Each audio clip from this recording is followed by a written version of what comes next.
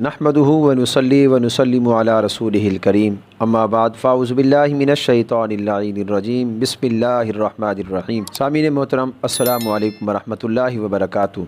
अल्हम्दुलिल्लाह आज हमारी 21वीं तरावी थी। आज की तरावी 25वें पारे की तिलावत पर मुश्तमिल थी। इसमें सूरत हामीम सजदा का बकिया हिस्सा, सूरत शूरा, सूरत ज़ुखरुफ, सूरत दुखान और सूरत जासिया शामिल हैं।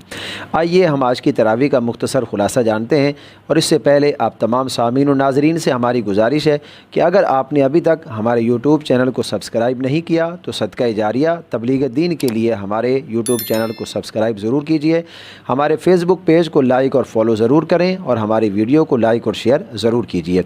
आज की तरावी में अल्लाह फरमाता है कि क़यामत का इल्म सिर्फ़ अल्लाह के पास है और कोई फल अपने गिलाफ से नहीं निकलता और ना किसी मादा को पेट रहने और ना जनने मगर उसके इल्म से है।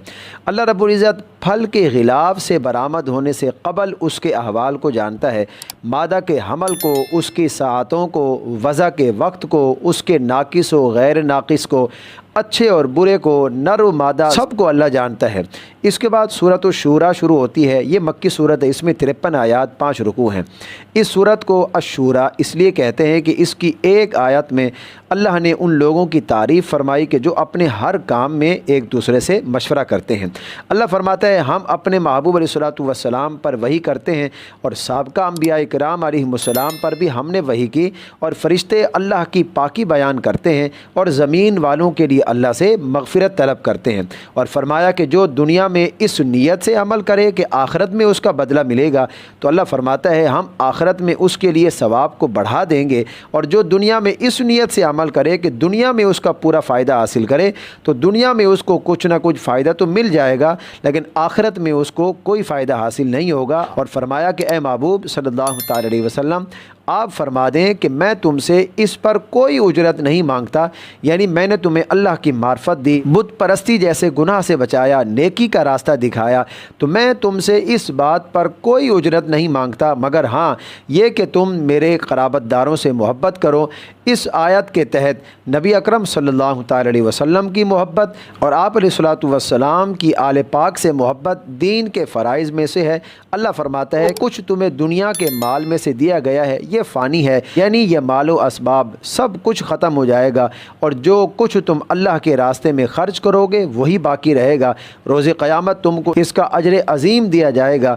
मुसलमानों की एक और अच्छी आदत के बारे में अल्लाह ने फरमाया कि गुनाहों और बेहयाई से बचते हैं, गुस्सा आए तो माफ़ कर देते हैं, नमाज कायम करते हैं, अपने कामों में एक दूसरे से मशवरा करते हैं। इसके बाद अल्लाह ने इंसान के बारे में फरमाया कि ये बड़ा ही नाशुक्रा है, यानी जब हम इसको अपने पास से नेमतें देते हैं और जब इसके पास मालो असबाब होता है तो ये हमें भूल जाता है और सरकशी करने लगता है, तकब्बुर और गुरूर का पैकर बन जाता है। अल्लाह फरमाता है मैं जो चाहूँ पैदा करूँ और जिसे चाहूँ बेटियाँ अता करूँ, जिसे चाहूँ बेटे दूँ या दोनों अता करूँ और जिसे चाहूँ बाँझ कर दूँ और जिसे चाहूँ कुछ भी ना दूँ, यानी औलाद का देना ना देना ये अल्लाह के इख्तियार में है। वो मालिक है, अपनी नेमत जिस तरह चाहे जिसको चाहे तकसीम फरमाए।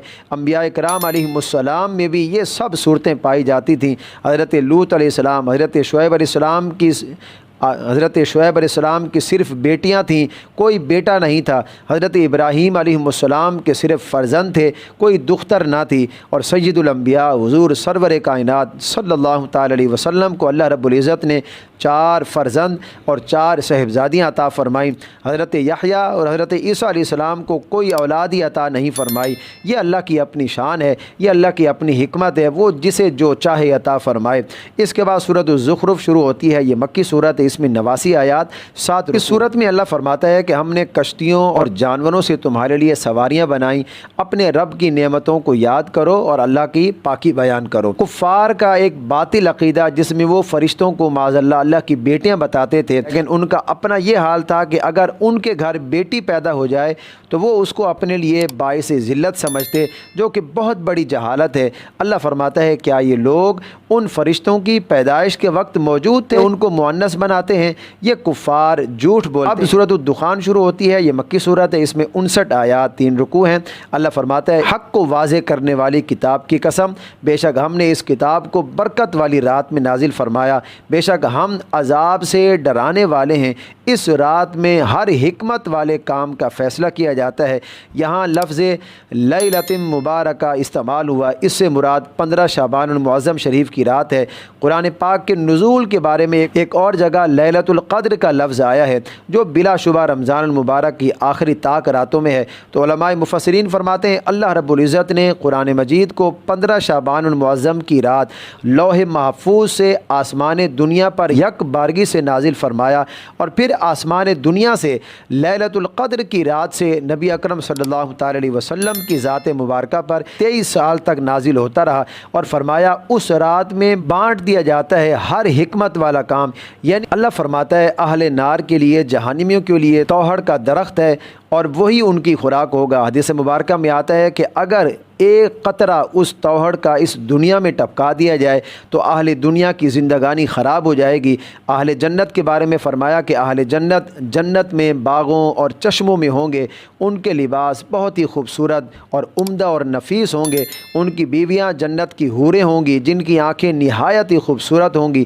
اہل جنت اپنے خادموں کو طرح طرح کے میوے لانے کا حکم دیں گے، اور جنت میں بہت ہی آرام اور سکون ہوگا۔ اس کے بعد سورۃ الجاسیہ شروع ہوتی ہے۔ یہ مکی سورت ہے، اس میں 37 آیات 4 رکوع ہیں۔ اس سورت کا نام جاسیہ اس لیے ہے، اس کا معنی ہے دو زانو یا گھٹنوں کے بل بیٹھنے والی۔ تو مطلب یہ ہوا کہ قیامت کے دن کے خوف کی شدت سے ہر امت گھٹنوں کے بل بیٹھی ہوئی ہوگی، اس انتظار میں ہوگی کہ اللہ رب العزت حساب لینا شروع فرمائے، اور جو نیک لوگ جنت میں چلے جائیں اور جو کفار ہیں اور بدکار ہیں وہ جہنم میں چلے جائیں۔ اللہ رب العزت نے اس صورت میں روز قیامت کا حال ارشاد فرمایا، اور فرمایا کہ جن لوگوں نے برے کام کیے ان کے لیے دنیا و آخرت میں ذلت و رسوائی۔ اللہ فرماتا ہے جو کچھ تم کر رہے ہو وہ ہم لکھتے ہیں، اور آج ہر ایک کو اپنے کیے کا پورا پورا بدلہ دیا۔ الحمدللہ یہ آج کی ہماری تراویح کا مختصر خلاصہ ہے۔ اللہ رب العزت ہم تمام مسلمانوں کو قرآن مجید پڑھنے، اس کو سمجھنے اور اس کی تعلیمات پر عمل پیرا ہونے کی توفیق عطا فرمائے۔ وآخر دعوانا ان الحمدللہ رب العالمین۔